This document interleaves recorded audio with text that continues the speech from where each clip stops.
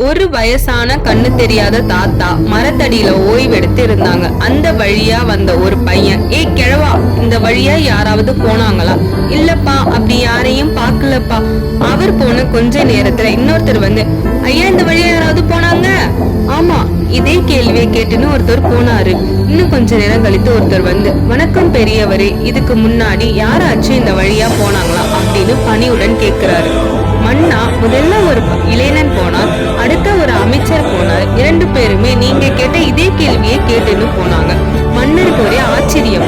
ஐயா, உங்களுக்கு கண் பார்வை தெரியாது, அப்புறம் எப்படி மன்னர்னு கண்டுபிடிச்சீங்க?